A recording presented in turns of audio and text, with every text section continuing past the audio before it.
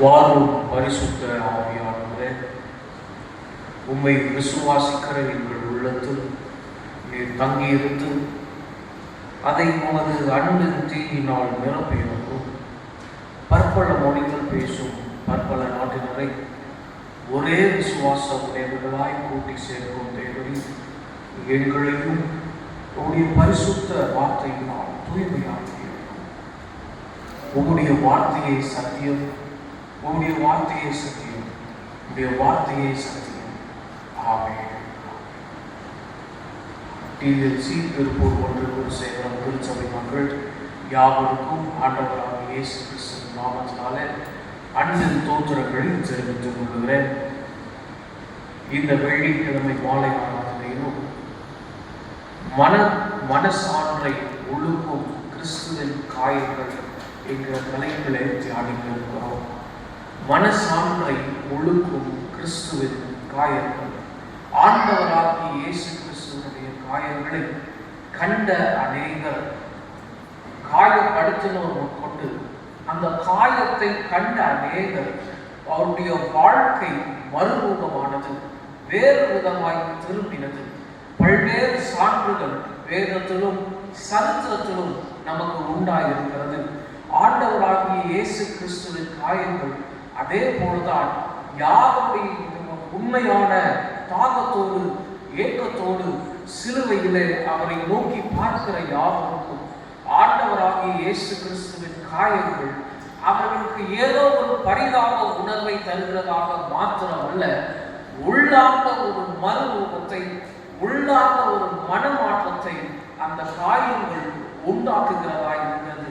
அந்த காயங்களிலிருந்து வெளிவந்த இயேசு கிறிஸ்துவனுடைய இரத்தம் எப்பேற்பட்ட பாவிகளாக இருந்தாலும், எப்பேற்பட்ட பாவ தோஷமாக இருந்தாலும் அவை எல்லாவற்றையும் கழுவி சுத்திகரிக்கிறதற்கு வல்லமை உள்ளதாக இருக்கிறது.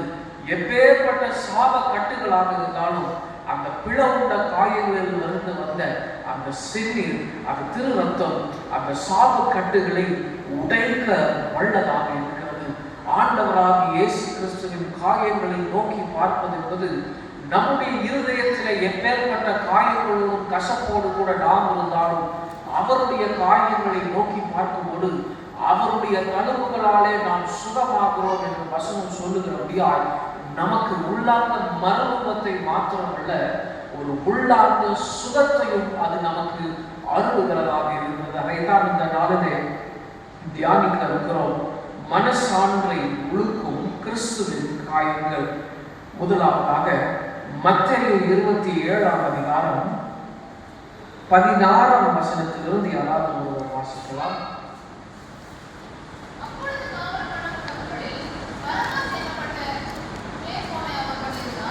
21ஆம் வசனம் வரைக்கும் வாசிக்கும். பரபாஸ் எனப்பட்ட பேர் கொண்ட ஒருவன் இருந்தான்.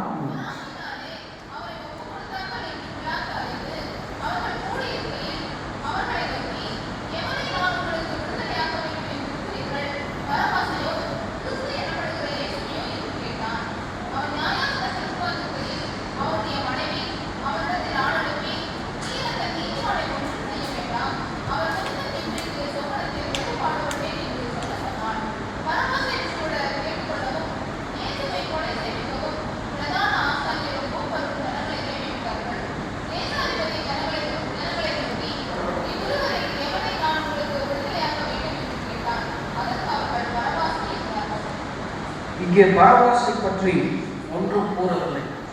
பரபாஸ் என்ன செய்தான் என்பதை பற்றி ஒன்றும் கூறவில்லை. அவன் ஒரு மூன்றாவது மனிதனாக இந்த கதையில நின்று கொண்டிருக்கிறான். யாரை விடுவிக்க வேண்டும் என்று பிலாத்து கேட்கிறார். ஏன் பதில் சொல்லுகிறவர்கள் யூத மத தலைவர்களும் யூத ஜனங்களுமாயிருக்கிறார்கள். ஆனால் அங்கே ஆண்டவராகிய இயேசு கிறிஸ்துவும் பரபாசும் அங்கே காட்சியிலே நின்று கொண்டுதான் இருக்கிறார். கடைசி வரைக்கும் பரபாசனுடைய வாயிலிருந்து எந்த ஒரு வார்த்தைகளும் பிறக்கவில்லை. அவன் எந்த ஒரு காரியமும் பேசவில்லை. ஆனால் அவனுக்கு ஒரு பெரிய ஒரு விடுதலை அவனுக்கு கிடைக்கிறது. ஜனங்களுடைய சூழ்ச்சி அது ஆண்டவருக்கு பாதகமாக அமைந்தாலும் அது பரபாசுக்கு ஒரு பெரிய சாதகமாக அவன் மாபெரும் ஒரு விடுதலை, ஒரு கொலைகாரனுக்கு கிடைக்கிறது. பரபாஸ் யார் என்று பார்த்தால் யூத மத இயக்கத்திலே, மதவாத இயக்கம், சீலன்ஸ் என்று ஆங்கிலத்திலே அழைப்பார்கள், ஒரு யூத மதத்திற்குள்ளாக இருந்து வந்த ஒரு மதவாத இயக்கம்.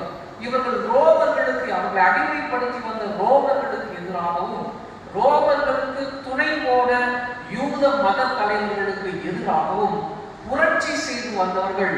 அப்போ வன்முறையோட அவர்கள் புரட்சி செய்தார்கள். அப்போது ரோம போர் சேவர்களை கொண்டு குவித்தார்கள். அதே போல ரோமர்களுக்கு உடன்பட்ட யூத மத தலைவர்களையும் கொலை செய்தார்கள். வன்முறையிலே இறங்கி எப்படி ஆகிலும் இஸ்ரவேல் நாட்டை இந்த ரோம அடிமைத்தனத்திலிருந்து காப்பாற்ற வேண்டும் என்று சொல்லி தங்கள் புயபலத்தை நம்பி புரட்சியிலே இறங்கின இந்த மதவாத இயக்கம். ஆனால் பரபாஸ் என்பவன் இந்த மதவாத இயக்கத்தில் சார்ந்த ஒரு முக்கிய தலைவனாக இருந்து அவன் யூதர்கள் கையிலே அகப்பட்டு, ரோமர்கள் கையிலே அகப்பட்டு இருந்தான்.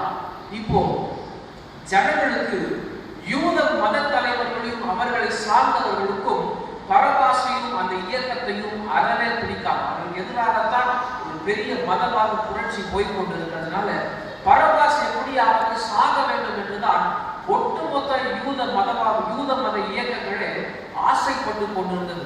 ஆனால் இங்கே ஆண்டவராகிய இயேசு கிறிஸ்து வேண்டுமா, பரபாஸ் வேண்டுமா என்ற கேள்வி வரும் பொழுது, இங்கே பரபாசை விட, இந்த மதவாத வெறியனை விட ஆண்டவராகிய இயேசு கிறிஸ்து தேவகுமாரன் அவர்களுக்கு மிகவும் பெரிய பிரச்சனையாய் தெரிந்ததுனால பரபாச விடுதலை பண்ணிருக்க ஆண்டவராகிய இயேசு கிறிஸ்துவை சிலுவையில் அறையுங்கள் என்று சொல்லி அங்கே ஜனங்கள் முறையிடுகிறார்கள். பிலாத்துவும் அதற்கு வழிமொழிகிறார். ஆனால் இந்த சம்பவம், இந்த வேதத்திலே இந்த சம்பவம் இதோடு முடிகிறது. ஆனால் சரித்திர வல்லுநர்கள் பரபாசை குறித்து ஆராய்ந்து அவன் வாழ்க்கை சரிதையை ஒரு புத்தகமாக எழுதின பொழுது, பரபாஸ் என்கிற ஒரு அருமையான நாவல் ஒன்று உண்டு. அதில் அவன் சரித்திரத்தை அவர்கள் எழுதும் பொழுது அதில் பரபாஸ் இயேசுவின் காயங்களால் சாட்டையால் அடிக்கப்பட்டு நின்று, ரத்தம் வழிய வழிய நின்று சாதுவாய் நின்று கொண்டிருக்கிறதை பார்க்கும் பொழுதே அவன் மனதிலே ஏதோ ஒரு மாற்றம். ஒரு பெரிய கேள்வி என்னன்னா, நான் கொலை செய்த பல்வேறு உயிர்களை கொலை செய்திருக்கிறேன், எந்த தீங்கும் செய்யாத இவரை இவங்க எல்லாரும் ஏன் கொலை செய்யணும்? மாபெரும் கொலைக்காரனாய் இருக்கிற என்னை ஏன் விடுவிக்கப்படணும்? வேற யாரையாவது எனக்கு பதிலாக கொலை செய்து சிலுவையில் அரைச்சிட்டு என்னை விடுவிச்சிருந்தா அது எனக்கு பெரிய பாதிப்பாக இருந்திருக்காது. ஒரு தவறும் செய்யாத, பாவம் அறியாத அவரை ஏன் எனக்கு பதிலாக சிலுவையில் அறைய வேண்டும்? இந்த எண்ணம் அவன் மனதை மிகவும் ஆழமாக பாதிக்க துவங்கினது.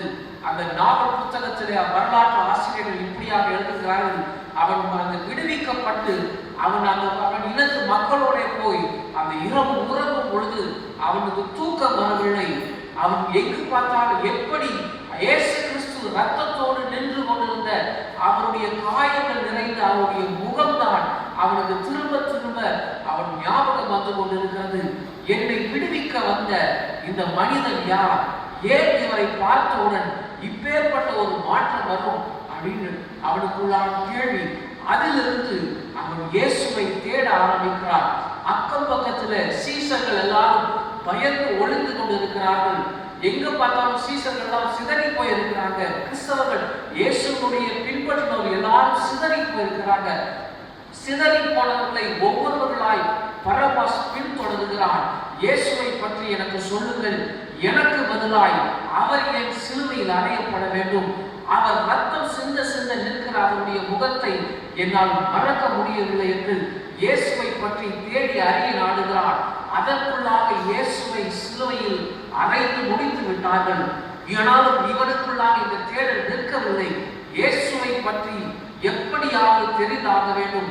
கண்களை மூடினாலே அவர் காயத்தோடு நிற்கும் அந்த உருவம் தான் கண்முன்னாக நிற்கிறது என்று அவன் தொடர்ந்து தேடுகிறான். அதற்குள்ளாக இன்னொரு செய்தி வருகிறது. அவர் உயிரோடு எழுந்து விட்டார், அவர் கல்லறையில் இல்லை என்கிற செய்தி காட்டுத்தீ போல பரகிறது. எப்படியாவது உயிரோடு எழுந்த இயேசுவை காண வேண்டும் என்று அவன் தேடி அலைந்து திரிகிறான்.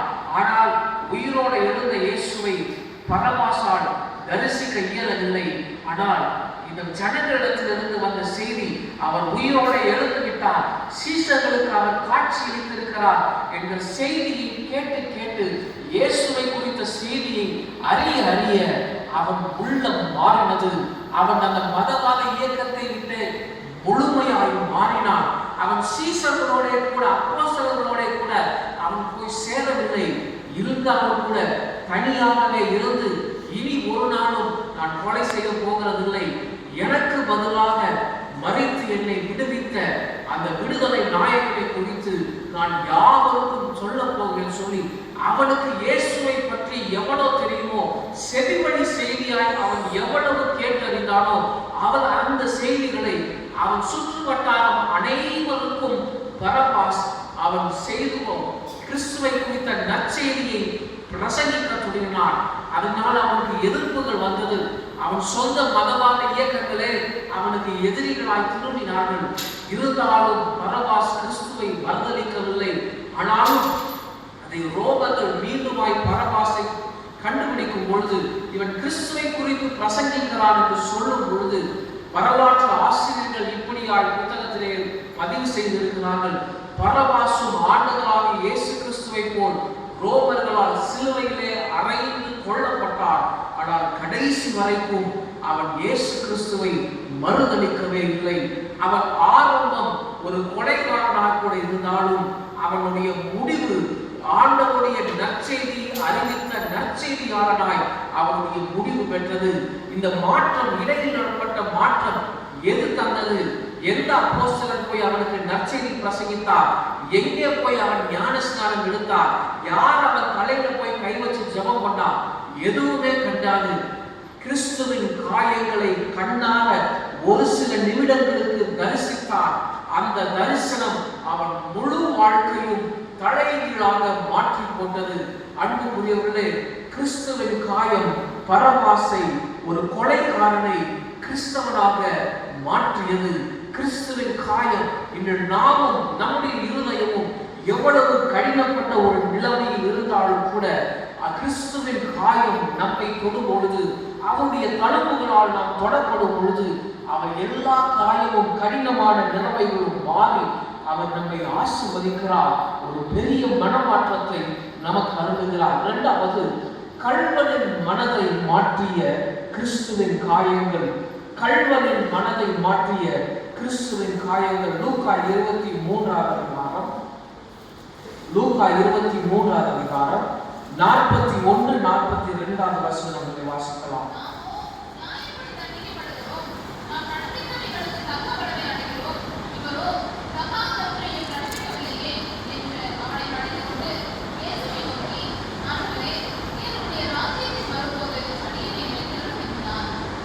ரெண்டு கள்வன், ஆண்டவரோடு சிலுவையில் அறையப்பட்ட ரெண்டு கள்வன் அங்கே இருக்கிறார். ஒரு கள்வன் ஆண்டவரை நிந்திக்கிறார், ஆனால் இன்னொரு கள்வன் ஆண்டவரை விசுவாசிக்கிறார். இந்த கள்வனுக்கு யார் விசுவாசிக்க கற்றுக் கொடுத்தது? யார் விசுவாசிக்க கற்றுக் கொடுத்தது? யார் கற்றுக் கொடுக்கல? அங்கே சிலுவையிலே அறையப்பட்ட ஆண்டவருடைய காயங்கள் இவனுடைய இருதயத்திலே ஏதோ ஒரு மாற்றத்தை கொண்டு வந்தது. ஒரு கள்வன் அங்கே நிந்திக்கப்பட்டு கொண்டிருக்கிற இன்னொருவன், ஆண்டவரே, பரதீசில் நீங்கள் இருக்கும் பொழுது, நீர் ஆண்டவருடைய ராஜ்யத்தில் வரும் பொழுது அடியேனை நினைத்தருளும், என்னை கூட்டிட்டு போகும் சொல்லல. ஏன்னா நான் செய்ததெல்லாம் களவு, நான் செய்ததெல்லாம் திருட்டு, நான் அந்த இடத்துக்கு வருவது தகுதியா இல்லையா என்பது எனக்கு தெரியாது. ஆனால் ஆண்டவரே, நீர் எந்த பாவமும் செய்யாதவர் என்பதை உங்களுடைய காயங்கள் அவனுக்கு கற்றுக் கொடுத்தது. அவரை பார்க்கும் பொழுதே அது அவனுக்கு ஒரு பெரிய மனமாற்றத்தை தந்தது. நீர் நிச்சயம் பரதீசுக்கு தான், உங்களுடைய ராஜ்யத்துக்கு தான் போகிறீர் என்பதை நான் அறிவேன். நீர் அங்கே போகும்போது என்னை நினைத்தவர்களும், நான் எங்க போவேன் நமக்கு தெரியாது, நரகத்துக்கு தான் போவோம், பாதாளத்துக்கு தான் போவோம், நம்முடைய தலை எடுத்து அதுதான் நினைச்சிட்டு இருந்தா. ஆனால் ஆண்டவருடைய காயங்களை கண்டு அவரே தேவ ஆட்டுக்குட்டி என்று விசுவாசிக்க துவங்கினானோ, அந்த நிமிடத்திலிருந்து மாபெரும் அவன் உயிர் ஜீவன் பிரியும் அந்த கடைசி தருணத்தில் மாபெரும் ரட்சிப்பை அவன் பெற்றுக்கொண்டான். ஆண்டவர் சொல்லுகிறார், இன்று நீ என்னோட பரதீசில் இருப்பாய் என்று மெய்யாகவே மெய்யாகவே உனக்கு சொல்லுகிறேன். பரபாசுடைய பெயரை வேதத்தை எழுதினவர்கள் நற்செய்தியாளர்கள் பரபாசன் அவன் பெயரை எழுதி வச்சான். ஆனா இந்த கள்வனோட பெயரை அவன் எழுதுவதற்கு அந்த முக்கியத்துவம் பத்தல. அவன் பேர் என்னன்னு தெரியுமா தெரியாதா கூட தெரியாது. ஆனால் சிலுவையிலே ஆண்டவர் முதலாக ஒருவனை பார்த்து, இன்றைக்கு நீ என்னோட பரதீசில் இருப்பாய் என்று சொன்னது இந்த கள்வனை பார்த்துதான். பரலோகத்தில் இருக்கிற ரெஜிஸ்டர்ல முதல் பேர் யாரோட பேரா இருக்கும்னா இந்த கள்வனோட பேராகத்தான் இருக்கும். வேதத்தில் அவன் பேர் இடம் பெறல, ஆனா பரலோக ரெஜிஸ்டர்ல முதல் பேர் ஃபர்ஸ்ட் சிட்டிசனா அவனுடைய நாமம் அங்கே பதிவு செய்யப்பட்டிருக்கும். ஆண்டவரோட கூட முதலாக பரதீசுக்குள்ளாக நுழைகிற அனுபவத்திற்குள்ளாக ஒரு கள்வன் சாபம் தருணத்திலே மனமாறினான்.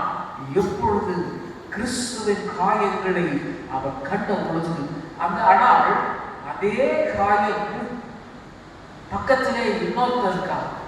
அவன் மனசுக்கு எந்த மாற்றத்தையும் தரல.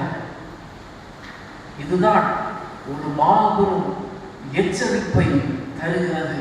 அன்புக்குரியவர்களே, வாரம் மாதம் திருவிருந்திலே நாம் எடுக்கிற அவருடைய திருச்சரீரம் இது நமக்காக பிற்கப்பட்ட ஆண்டவராகிய இயேசு கிறிஸ்துவின் திருச்சரீரம். அந்த காயத்தை தான் அது வாயில சுவைக்கும் பொழுது அது ஒரு அப்பத்தை போல சுவைத்தாலும் அது நம்ம ஆத்மாவுக்கு கிறிஸ்துவின் காயமும் தழும்புகளும் நம் ஆத்மாவோடு இணைக்கப்படுகிறது என்பதுதான் மெய்யான ஆவிக்குரிய பொருளாக இருக்கிறது. இங்கே ஒரு கள்வனுக்கு ஆண்டவருடைய காயங்கள் ஒரு மனமாற்றத்தை தருகிறது. ஆனால் இன்னொரு கள்வனுக்கு அது மேலும் மேலும் கடினப்படுத்துகிறது. திருச்சபையே, எத்தனை ஆண்டுகளாய் ஆண்டவருடைய திருசரீரத்தையும் திருரத்தத்தையும் புசித்தும் பருகிக் கொண்டும் வருகிறாய். உன் மனமாற்றம் சிலுவையை பார்க்கும் பொழுது அது எந்த அளவிலே இருக்கிறது? அந்த கள்வன் சாபம் தருணத்திலே ஆண்டவருடைய காயங்களை பார்க்கும் பொழுது அவன் மனம் மாறினான். இன்றைக்கு கிறிஸ்துவின் சிறு சரீரத்தை திருரத்தத்தையும் புசித்து பருகிற நாள் நம்முடைய இருதயம் அவருக்கு முன்பாக எப்படியாக இருக்கிறது என்பதை சிந்திக்க அழைக்கிறோம். ஆயினும் அவருடைய காயங்கள் கள்வனுடைய மனதையும் மாற்றியது. கள்வனை மாற்றிய கிறிஸ்துவின் காயங்கள். மூன்றாவதாக அப்போஸ்தலனை உருவாக்கிய கிறிஸ்துவின் காயங்கள். அப்போஸ்தலனை உருவாக்கிய கிறிஸ்துவின் காயங்கள். அப்போஸ்தல நடபடிகள் 9ஆம் அதிகாரம் 4ஆம் 5ஆம் வசனத்தை வாசிக்கலாம். நானும் எடுத்துக்கிறேன். அப்போஸ்தலன் இப்போ வாசிங்க. இது அப்போஸ்தலனாகிய பவுல் சவுலை ஆண்டவர் சந்தித்த பொழுது,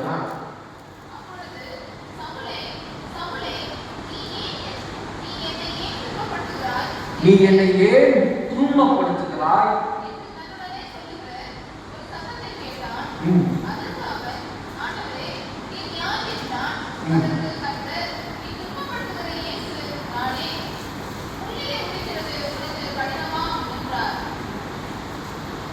ஆண்டவர் சவுலை மனமாற்றம் அடைய செய்வதற்கு அவர் கேட்ட ஒரே கேள்வி, சவுலே என்னை ஏன் துன்பப்படுத்துகிறார்?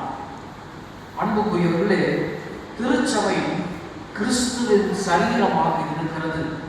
சவுலும் ஒரு மதவாதிதான். பரிசேய மார்க்கத்தை சேர்ந்தவன். மதவாதத்தை முன்னிட்டு திருச்சபையை நொறுக்கினவன். திருச்சபை அவனால் சிதறப்பட்டு எத்திசைக்கும் பரவி ஓடினது. ஆனால் திருச்சபை அவன் எவ்வளவு ஏற்றவராக இயேசு கிறிஸ்து சிலுவையிலே அவன் எதுவும் பாதிக்கவில்லை. ஆனால் திருச்சபையை அவன் பாதிக்க அந்த ஆண்டவராகிய இயேசு கிறிஸ்துவை அதிகமாய் காயப்படுத்தியது. இப்ப ஆண்டவர் பவுலுக்கு சவுலிடத்திலே காட்டின காயங்கள் சிலுவையிலே அவர் பட்ட காயத்தினால் அல்ல, திருச்சபை நசுக்கப்பட்டதினால், திருச்சபை சிதறந்து ஓடினதினால், திருச்சபை நொறுக்கப்பட்டதினால் அவருடைய இருதயத்தில் உண்டான அவருடைய இருதயத்தின் காயங்களை காட்டி, சவுலே சவுலே என்னை ஏன் துன்பப்படுத்துகிறாய்? அப்போ ஆண்டவரே நீர் யாருன்னு கேட்கும் பொழுது அவர் இருதயத்தை காட்டி, நீ துன்பப்படுத்துகிற கிறிஸ்து நானே. அன்புக்குரியவர்களே, திருச்சபையிலே நாம் ஆற்றி வருகிற ஒவ்வொரு பங்களிப்பும் ஆண்டவராகிய இயேசு கிறிஸ்துவின் சரீரத்திற்கு ஏதோ ஒரு விதத்தில் ஆரோக்கியத்தை சேர்க்கிறது. அதே திருச்சபைக்கு நாம் கொடுக்கிற நிராகரிப்பு, பல்வேறு காரணங்களால் நாம் கொடுக்கும் நிராகரிப்புகள் ஆண்டவருடைய இருதயத்திற்கு அது காயங்களை சேர்க்கிறது என்பதை மனதில் கொள்வோம்.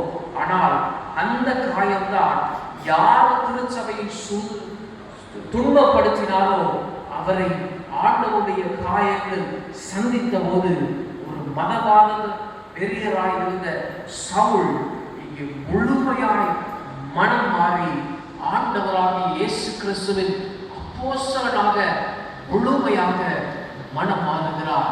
அவர் எருசலேமிலே இரத்த சாட்சியாய், அவர் ரோமபுரியிலே இரத்த சாட்சியாய் கிறிஸ்துவை உபத்திரவப்படுத்தினவர், கிறிஸ்துவுக்காய் ஜீவனை கொடுக்கிற அளவுக்கு ஆண்டவருடைய காயங்கள் அவருடைய இருதயத்தை மாற்றினது. திருச்சபையை குறித்த ஆண்டவருடைய காயம், திருச்சபையை குறித்த ஆண்டவருடைய பாரம் சவுலை சந்தித்தது. அன்புக்குரியவர்களே, எத்தனை ஆண்டுகளாய் திருச்சபைக்கு வந்து சென்று கொண்டிருக்கிறோம், எத்தனை ஆண்டுகளாய் ஞான பாடங்களையும் கீர்த்தனைகளையும் ஆலயத்திலே பாடிக்கொண்டிருக்கிறோம். திருச்சபையை குறித்த ஆண்டவருடைய பாரம், திருச்சபையை குறித்த ஆண்டவருடைய தரிசனம் அது நம்முடைய இருதயத்தை பாதிக்கிறதாக இருக்கிறதா என்பதை இந்த லென்த் காலங்களிலே நம்மை சோதித்துக் கொள்வோம். இறுதியாக மூன்றாவது தலைப்பு, அப்போஸ்தலனை உருவாக்கிய காயங்கள். மூன்று தலைப்பையும் சொல்லுகிறேன். பரபாசை கொலைகாரனை கிறிஸ்தவனாகிய மாற்றிய கிறிஸ்துவின் காயங்கள், கள்வனை மாற்றிய கிறிஸ்துவின் காயங்கள், அப்போஸ்தலனை உருவாக்கிய கிறிஸ்துவின் காயங்கள். இவர்களை எல்லாம் இந்த காயம் மாற்றுமே. ஆனால் எப்பேற்பட்ட நிலைமையில் நாம் இருந்தாலும் நம்மையும் அவருடைய காயம் நிச்சயமாக மாற்றும். முடிவுரையாக யாத்திராகமம் 33ஆம் அதிகாரம் 20ஆம் வசனம் தொடங்கி 23ஆம் யாத்திராகமம் 33ஆம் அதிகாரம் 20ஆம் வசனம் தொடங்கி 23ஆம் வசனம் வரை. இது ஒரு சீனாய் மலையில மோசே ஆண்டவருடைய முகத்தை நான் பார்க்க வேண்டும் என்று கேட்டபோது ஆண்டவர் அவனுக்கு பேசின வார்த்தை, மலையிலே தான் நின்று கொண்டிருக்கிறார். திரும்ப வாசிக்க 20ஆம் வசனம்.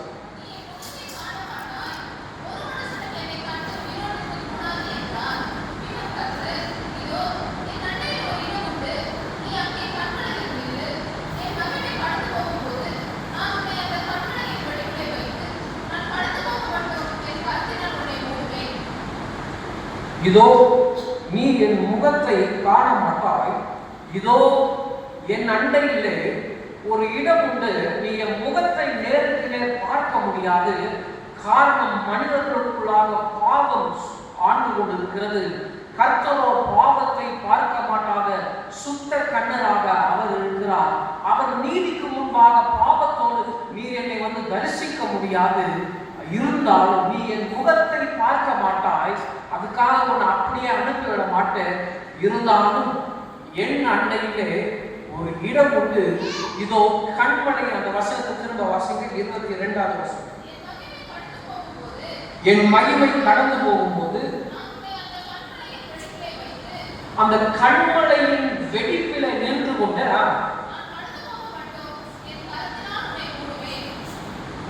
அவ்வளவுதான் கடல்.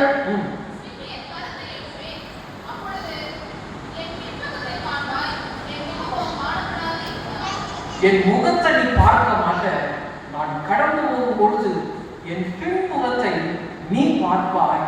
அது வரைக்கும் தேவ கோபம் உன்னை வாதித்து விடாதபடி கண்மலையின் வெடிப்பிலே உன்னை பத்திரமாய் ஒளித்து வைத்து உன்னை பாதுகாப்பேன் என்று சொல்கிறார். இந்த கண்மலையாகிய கிறிஸ்து எதை குறிக்கிறது? இந்த கண்மலை நமது கண்மலையாகிய ஆண்டவராகிய இயேசு கிறிஸ்து குறிக்கிறது. போர் சேவகன் விழாவினால் அவர் இருதை குத்தும் பொழுது அந்த கண்மலை இரண்டாக பிளக்கப்பட்டது. மோசே கண்மலையை தட்டின பொழுது எப்படி கண்மலையிலிருந்து தண்ணீர் வந்ததோ அதே போல போர் சேவகன் இந்த கண்மலையாகிய கிறிஸ்துவை ஈட்டினால் குத்தின பொழுது அவரிடத்திலிருந்து புறப்பட்டு வந்த செந்நீர் நமக்கு நித்திய ஜீவனை, மோசே கண்மலையிலிருந்து வந்த தண்ணீர் அவர்களுக்கு சரீர பிரகாரமான ஜீவனை பாதுகாத்தது. கிறிஸ்துவாகிய கண்மலையிலிருந்து வந்த செந்நீர் நமக்கு நித்திய ஜீவனை தருகிறது.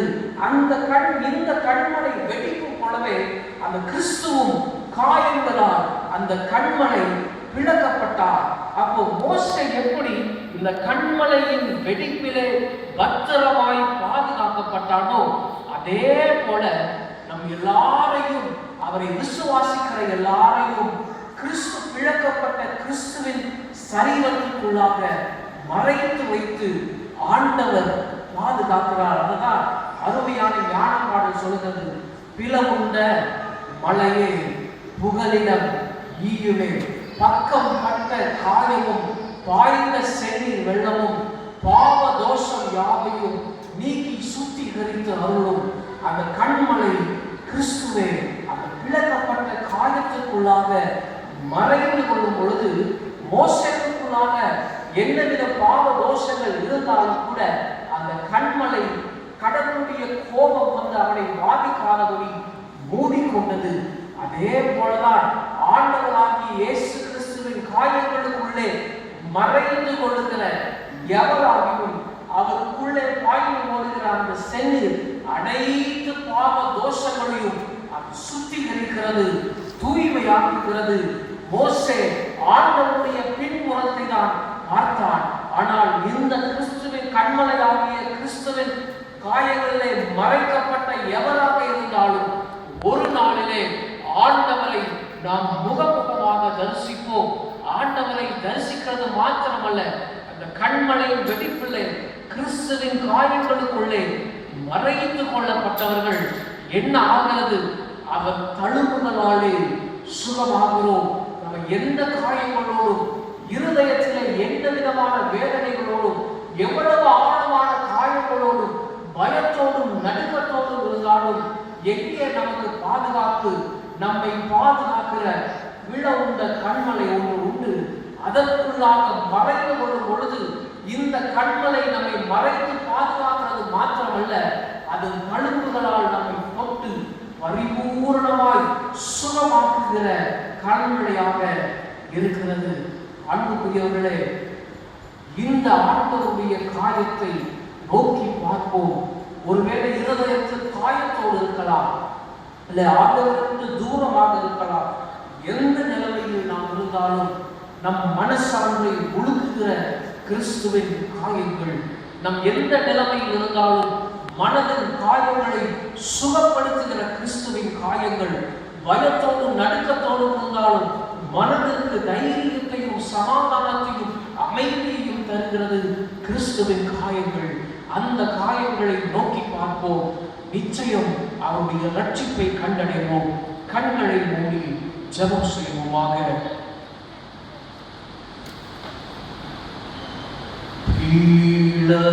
உண்ட மாலையே புகலிடம் ஈயுமே,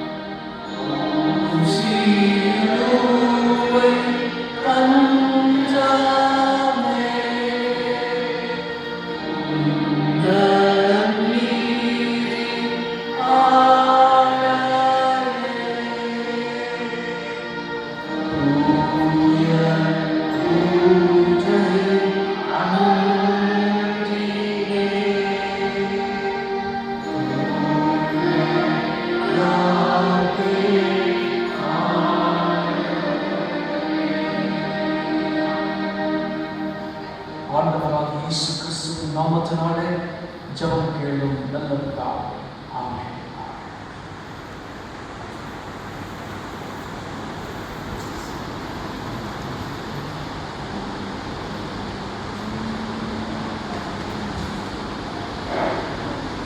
கிறிஸ்துக்கு அன்பானவர்களே, நம்ம மத்தியில் ஆண்டவருடைய வார்த்தையை பகிர்ந்து கொண்ட சூரகுரு சீரத்தினுடைய ஆயர் ரெவரண்ட் கென்னத் சாம் ஜெபகுமார் அவர்களுக்கு நம்முடைய திருச்சபையினுடைய ஆயர், சபை சங்கம், சபையினுடைய பொறுப்பாளர், சபை சங்கத்தின் வழியாக நம்ம அனைவரும் சார்பாக நன்றிகளை தொடர்ந்து